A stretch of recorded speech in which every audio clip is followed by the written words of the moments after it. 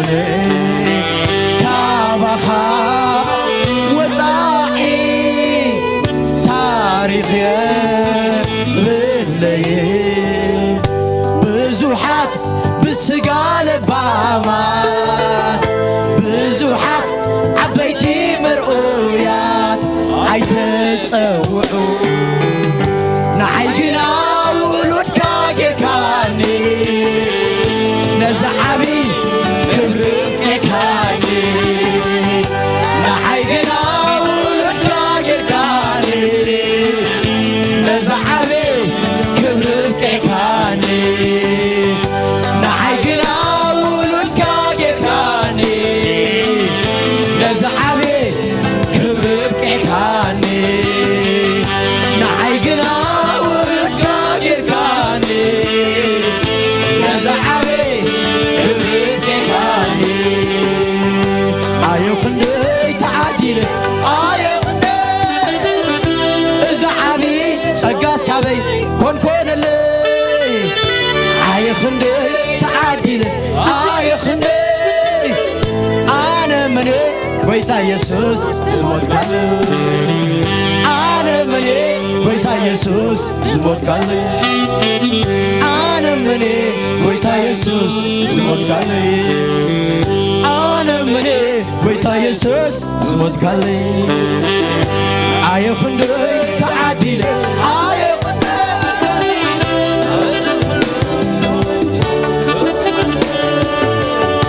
ኣየ ክንደይ ተዓዲለ ኣየ ክንደይ ኣነ መነ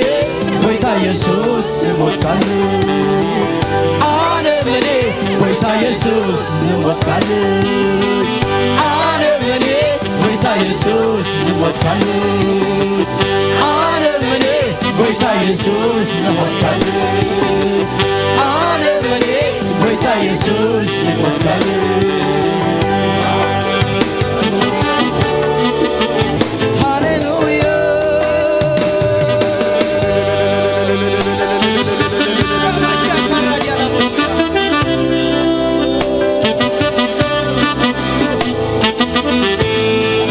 ብዙሓት ልባማት እኮ ነይሮም ብዙሓት ብስጋ ልባማት ኣለዉ ብዙሓት ምሩያት ኣለዉ ግና ጎይታ ኢየሱስ ስለይን ስላኻትኩም መይቶ ኣሕዋተይ ኣነ መን እየ ሞ ኣሕዋተይ ኣነ መን እየ ዓሌተይ ወለዶይ ዝፅብፅብ ኣይኮነ ካባኻ ወፃኢ ታሪኽ የብለይ ብዙሓት ብስጋ ልባማ ብዙሓት ዓበይቲ ምርኡያ ኣይተፀውዑ ንዓይ ግና ውሉድካ ጌርካኒ ነዚ ዓብዪ ክብሪ ቄካኒ ንዓይ ግና ውሉድካ ጌርካኒ ነዚ ዓብዪ ክብሪ ቄካኒ ንዓይ ግና ውሉድካ ጌርካኒ ነዚ ዓብዪ ክብሪ ቄካኒ ንዓይ ግና ውሉድካ ጌርካኒ ነዚ ዓብዪ ክብሪ ቄካኒ ንዓይ ግና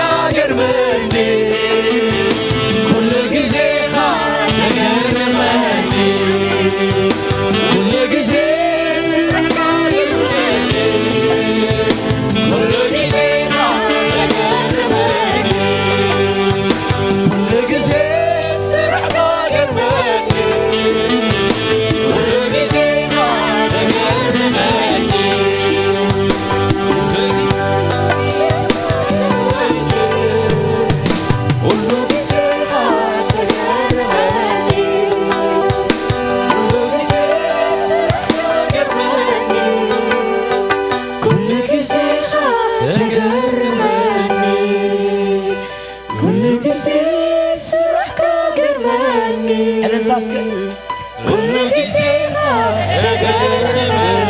يعرق يعرق يعرق يعرق نعوم تحتي لنا نحنا السلع اللي بل هاللويا نحنا تحتي لنا السلع اللي بل هاللويا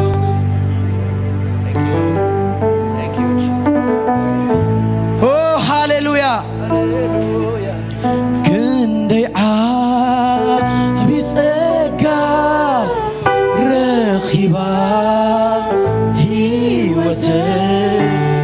ناي غويتا كبها كابيكون كوننا نسخا انت دلي خاقن نسخا انت فتي خاقن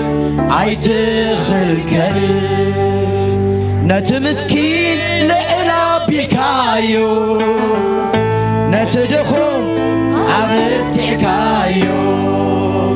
نتمسكين لعلا بيكايو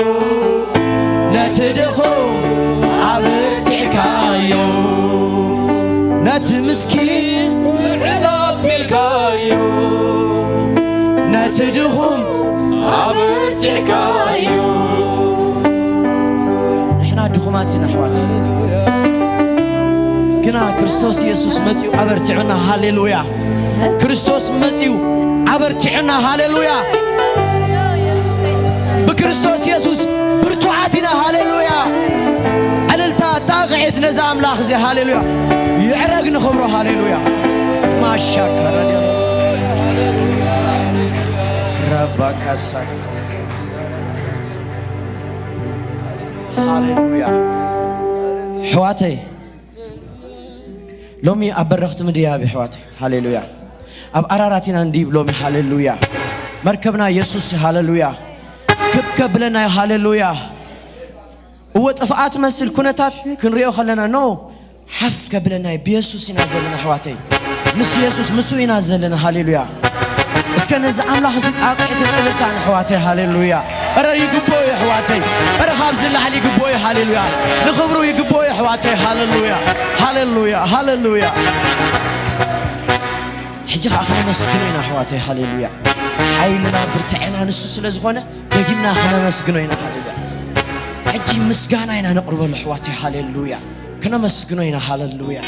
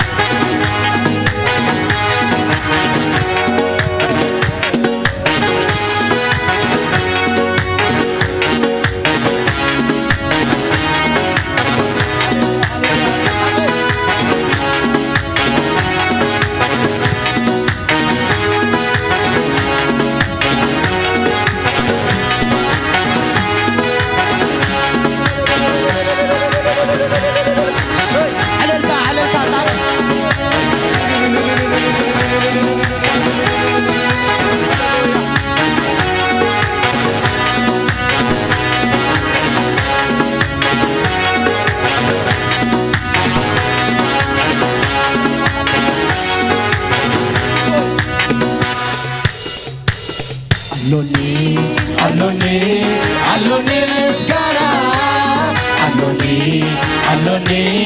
Aloni amluhu Aloni مسكرة Aloni amluhu Aloni مسكرة Aloni amluhu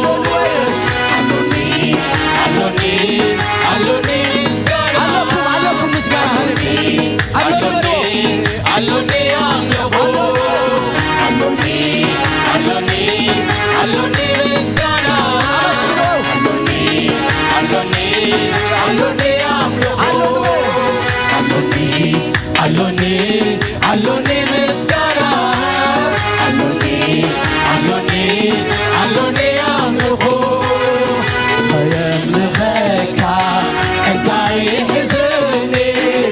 خيام لخيكا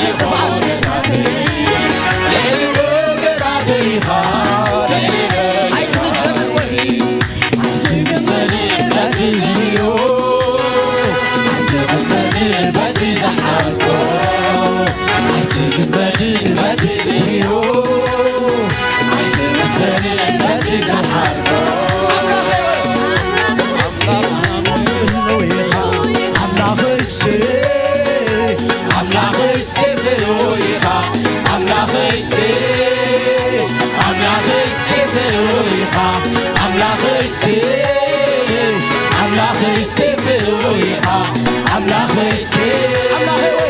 أملاخي سبرويها أملاخي أملاخي سبرويها أملاخي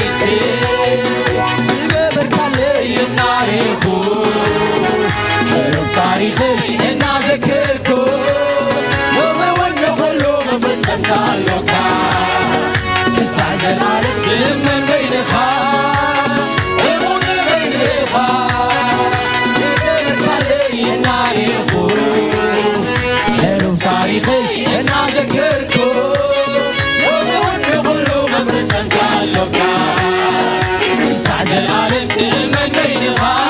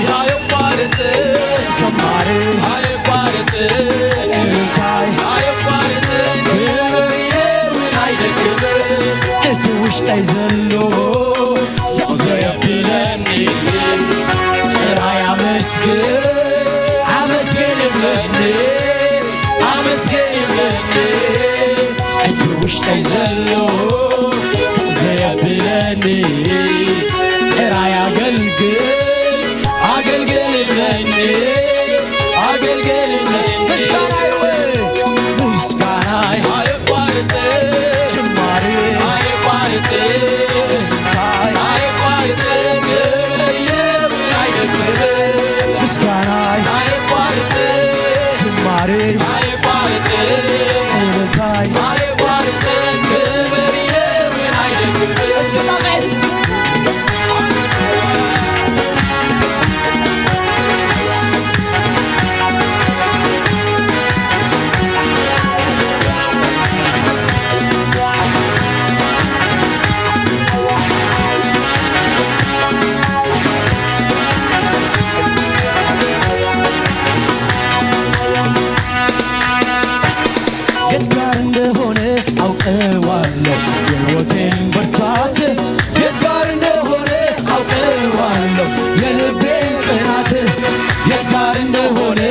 አውቀዋለሁ ብርቱ ጎኔንማ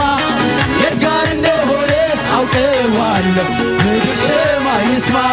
የት ጋር እንደሆነ አውቀዋለሁ የሕይወቴን ብርታት የት ጋር እንደሆነ አውቀዋለሁ የልቤን ጽናት የት ጋር እንደሆነ አውቀዋለሁ ብርቱ ጎኔንማ የት ጋር እንደሆነ አውቀዋለሁ ምድር ሰማይ የት ጋር እንደሆነ አውቀዋለሁ የሕይወቴን ብርታት የት ጋር እንደሆነ አውቀዋለሁ የልቤን ጽናት የት ጋር እንደሆነ አውቀዋለሁ ብርቱ ጎኔንማ የት ጋር እንደሆነ አውቀዋለሁ ምድር ሰማይ የት ጋር እንደሆነ አውቀዋለሁ የሕይወቴን ብርታት የት ጋር እንደሆነ አውቀዋለሁ የልቤን ጽናት የት ጋር እንደሆነ አውቀዋለሁ ብርቱ ጎኔንማ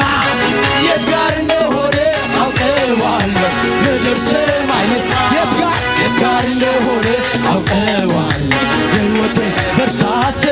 የት ጋር እንደሆነ አውቀዋለሁ የልቤን ጽናት የት ጋር እንደሆነ አውቀዋለሁ ብርቱ ጎኔንማ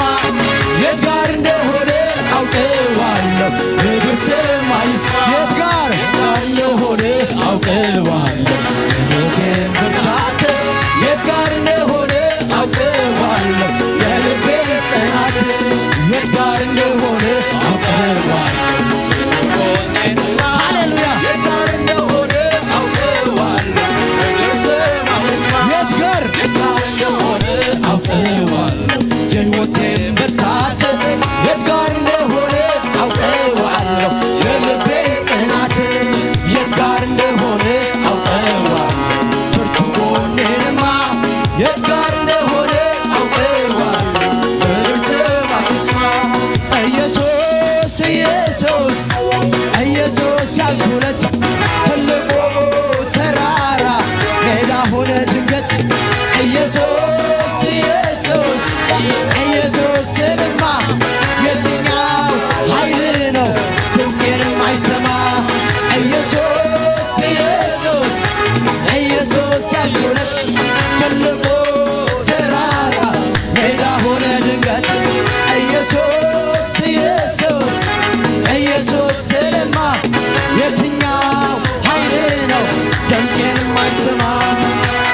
ሃሌሉያ እሰይ እስከ ብጣት አይደቅስ ሙዚቃ ሃሌሉያ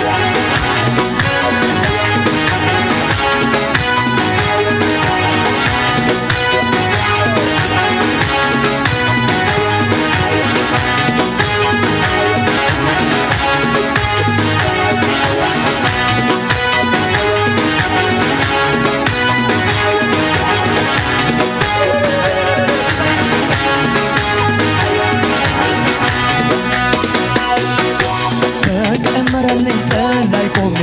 በቀጠለልኝ ቀን ላይ ቆሜ ባበጃጀልኝ ቀን ላይ ቆሜ እንደራራህልኝ አስቤ ብዙ እንደደገፍከኝ አስቤ አባት እንደሆንከኝ አስቤ አመሰግናለሁ ደግሜ ደግሜ ደግሜ ደግሜ አሆ ደግሜ ደግሜ አመሰግናለሁ ደግሜ ደግሜ ደግሜ ደግሜ አሃ ደግሜ ደግሜ አመሰግናለሁ ደግሜ ደግሜ ደግሜ ደግሜ አሆ ደግሜ ደግሜ አመሰግናለሁ ደግሜ ደግሜ ደግሜ ደግሜ አሄ ደግሜ ደግሜ አመሰግናለሁ ደግሜ ደግሜ ደግሜ ደግሜ አሃ ደግሜ ደግሜ